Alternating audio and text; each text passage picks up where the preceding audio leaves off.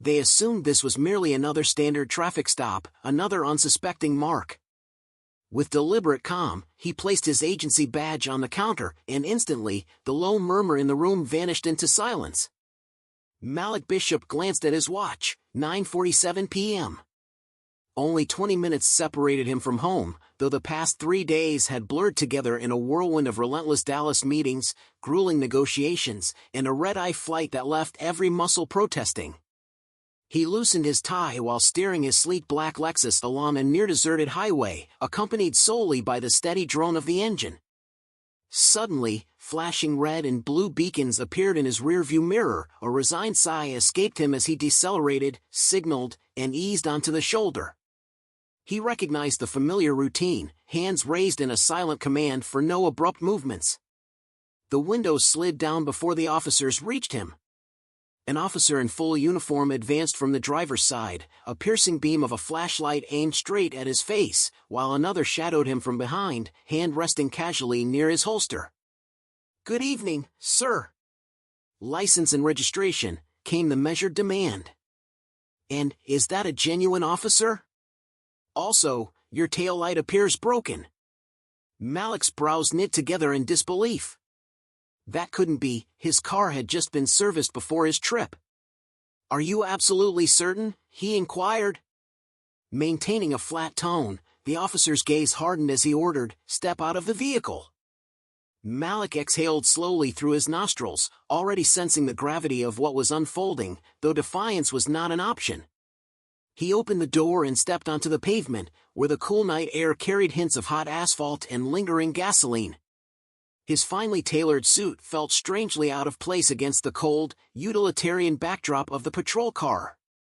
Leaning against the metallic shell of the vehicle, the second officer remarked in a predatory tone, "You seem rather anxious. Anything you'd care to share?" Unmoved, Malik replied, "Just exhausted from the flight home." The first officer deliberately sniffed the air. "Do you catch that odor?" "Marijuana," he prodded. Malik offered a humorless chuckle. "Impossible," he said. The officer leaned in, his voice softening into an insincere, friendly drawl, "Mind if we have a look inside your car?" It was the pivotal moment. Refuse, and they'd claim he was concealing something; comply, and they'd manufacture a pretext to justify their actions.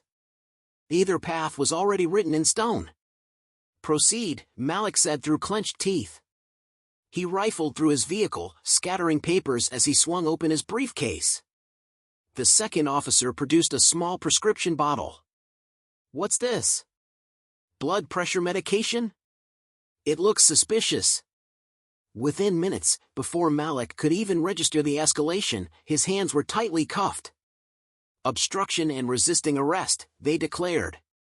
His heartbeat remained measured as they shoved him into the back seat of the squad car, not because he lacked anger, for fury would only serve him poorly here, but because they had no inkling of who they'd truly apprehended.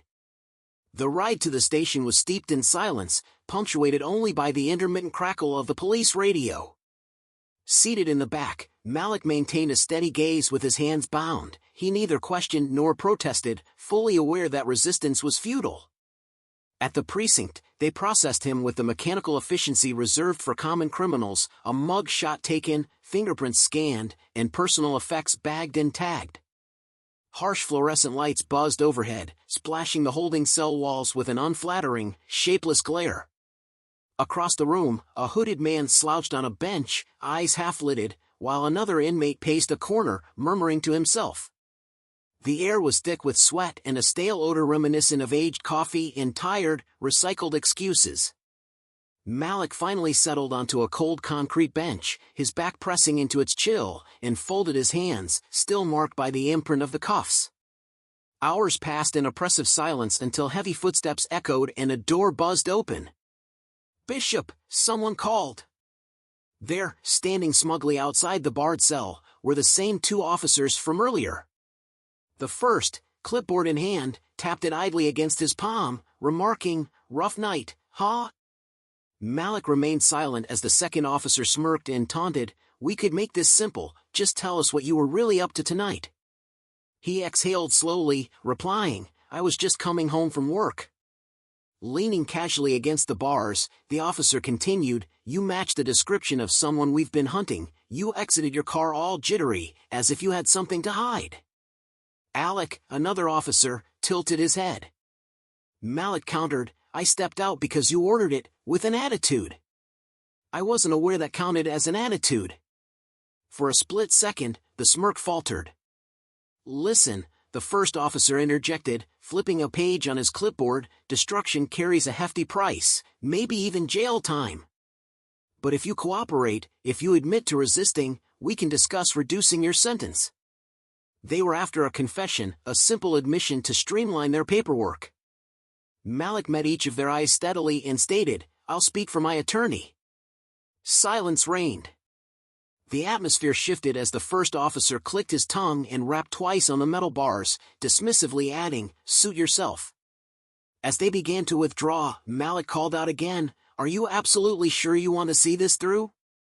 The second officer chuckled, evidently confident. Leaning forward with elbows on his knees, Malik warned, "Because if you drag this to court, you'd better be prepared for what follows." A wider smirk returned on their faces as one replied, "We're not concerned about that." They should have been, though their realization would come too late. 2 weeks later, Malik found himself seated in a rigid wooden chair, fingers steepled beneath his chin, in a courtroom that reeked of aged books and polished oak. The space was filled with the soft rustle of documents and the occasional shifting of jurors settling in their seats. Opposite him, the two officers sat confidently on the witness stand, their uniforms pristine and their expressions composed, as if they had recited these testimonies countless times before.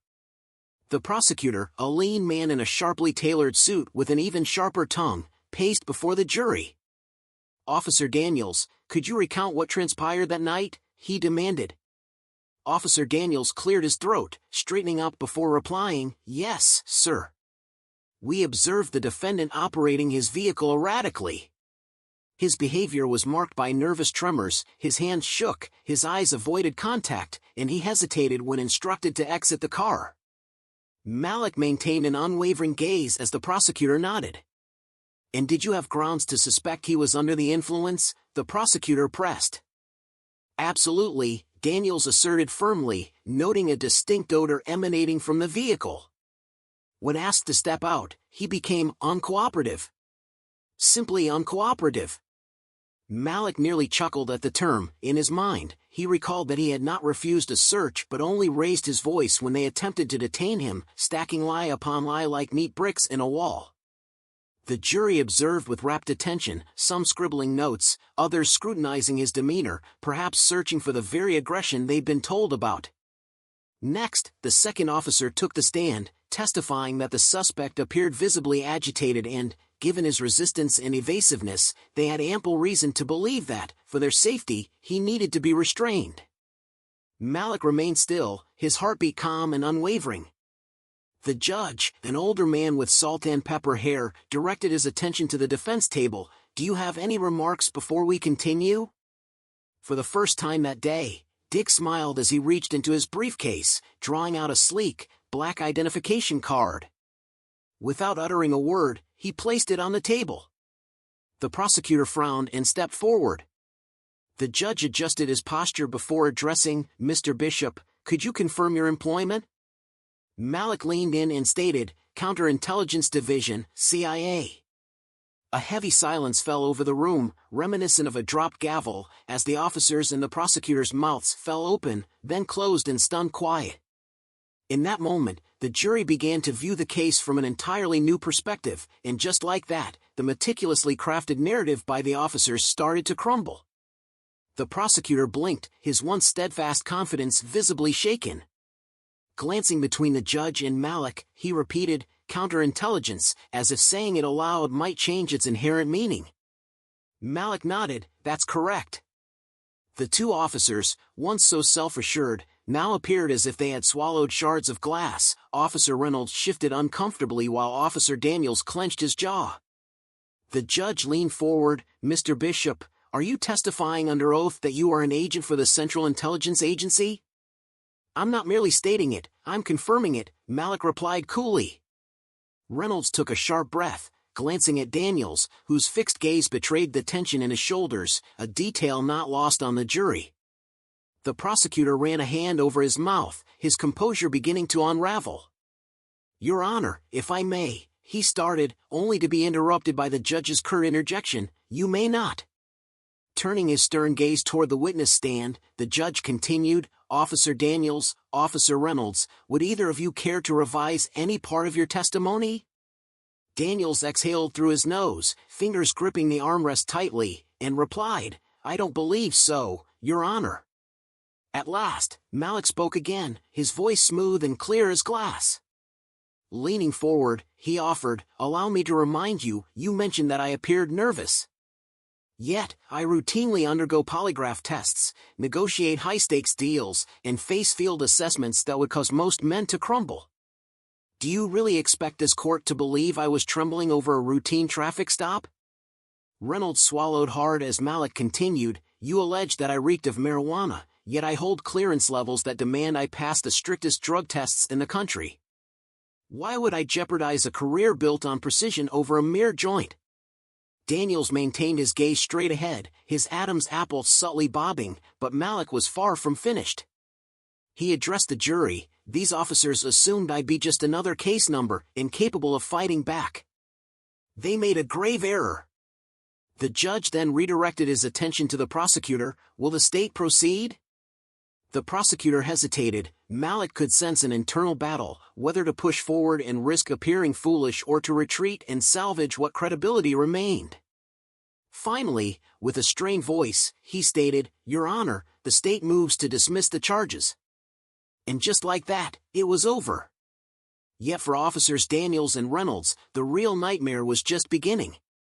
They sat frozen as the magnitude of the moment sank in. What had begun as a routine setup had now escalated into a career-ruining debacle unfolding before their eyes. The judge adjusted his glasses, his expression long abandoned by neutrality, and declared, "Before I grant the state's motion to dismiss, I have one question."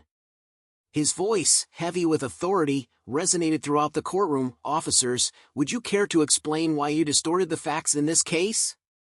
Reynolds shifted uncomfortably and Daniels inhaled sharply, yet neither offered an explanation.